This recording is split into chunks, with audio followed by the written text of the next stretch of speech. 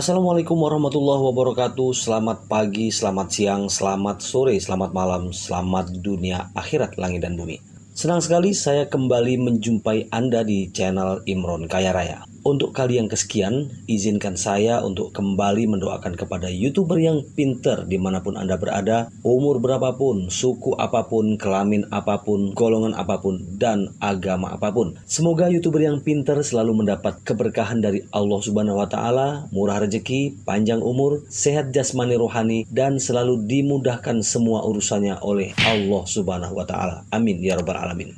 YouTuber yang pintar dalam sejumlah firman-Nya, Tuhan yang Maha Kuasa, Allah Subhanahu wa Ta'ala, kita sangat mengetahui kalau Allah Subhanahu wa Ta'ala adalah zat yang serba maha atas segalanya. Langit, bumi serta isinya semua di bawah kekuasaannya. Namun demikian, Allah Subhanahu wa Ta'ala juga mengatakan, "Wahai hambaku, aku sesuai persangkaanmu kepadaku." Pernyataan Allah ini tercantum dalam sebuah hadis yang diriwayatkan oleh Al-Hakim nomor 1828, disohihkan Albani dalam silsilah Ahadits As-Sohihah nomor 2012. YouTuber yang pintar, demikian bijaknya Allah memberi ruang seluas-luasnya kepada kita sebagai hambanya. Namun, pada satu peristiwa tertentu, seringkali sadar atau tidak, kita sendiri yang menyatakan diri kita ini miskin, susah, dan serba kesulitan. Sehingga dalam menghadapi hidup kita cenderung mengeluh dan mengeluh sepanjang hari. Seolah hidup ini selalu dalam tekanan, sehingga dalam satu detik pun kita seakan-akan tidak bisa mengatakan, "Aku bahagia, aku merdeka."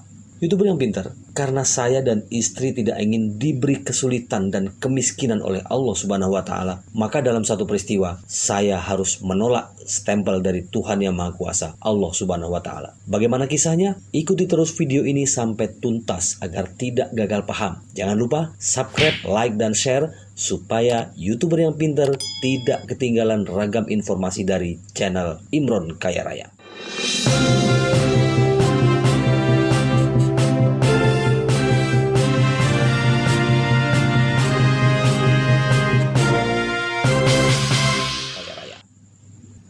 YouTuber yang pintar, terima kasih Anda masih setia menyimak video ini. Dan seperti yang saya janjikan di awal, saya akan berkisah tentang sikap penolakan saya terhadap stempel kemiskinan dari Tuhan yang Maha Kuasa, Allah Subhanahu wa Ta'ala.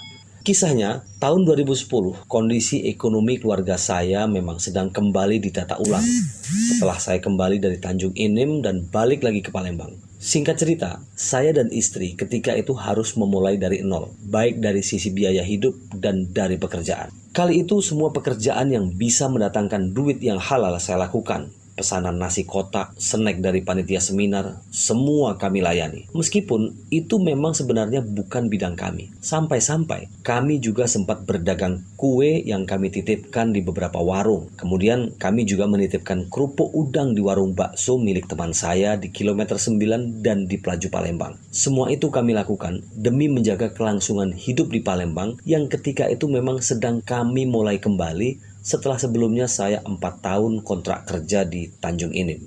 Di tengah kondisi ekonomi kami yang belum stabil, kebutuhan anak kami yang sulung, Anisatun Nurul Alam, memaksa kami harus berpikir keras. Sebab kami ingin memasukkan anak kami ke sekolah agama yang berkualitas. Tentu dengan resiko, kami harus mengeluarkan biaya yang lumayan tinggi. Rencana kami ini kemudian terdengar oleh tetangga. Ketika itu, salah satu di antara tetangga berbincang dengan istri saya dan mendengar tentang rencana kami yang ingin menyekolahkan anak kami di sekolah swasta yang berbasis pesantren. Kali itu tetangga saya ini menyarankan agar saya dan istri membuat pernyataan keluarga miskin atau keluarga tidak mampu dari ketua RT atau kelurahan. Malam harinya, saat saya berbincang santai dengan istri saya, seketika istri saya bilang, "Yah, kata tetangga kita, kalau kita nak nyekolah ke Caca, anak saya, ke pesantren, pajak dapat potongan 50%. Kata istri saya membuka pembicaraan malam itu. "Ada tapinya dak?" Saya tanya balik. "Yo, itu syaratnya kita harus buat surat keterangan miskin atau keluarga tidak mampu dari RT." Ujar istri saya memang agak berat malam itu. Mendengar itu, saya sesaat menghela napas panjang. Saya menatap tajam ke istri saya. Malam itu saya melihat di balik mata istri saya ada nada protes terhadap ujaran tetangga itu. Dari sorot matanya, saya melihat istri saya menolak terhadap saran tetangga saya itu. Tapi sebagai istri, bagaimanapun dia memang harus menyampaikan unek-unek atau isi hati dan pikirannya kepada saya sebagai suami. Terus menurut bunda cak mano? Kata saya balik bertanya. Kata istri saya, di satu sisi kita memang pengen anak kita sekolah agama yang bagus. Tapi di sisi lain, kondisi keuangan kita belum mampu ya, kata istri saya. Terus apa pendapat bunda sama saran tetangga itu? Saya balik tanya. Kalau menurut ayah cak mano? Istri saya menyerang balik. Saya sedikit menggeser tempat duduk saya. Kali ini saya lebih dekat. Mata saya menatap istri saya. Bun, Allah itu maha kaya. Dan Allah pasti tidak ingin hambanya miskin. Sekarang ayah tanya sama bunda. Bunda galak dak?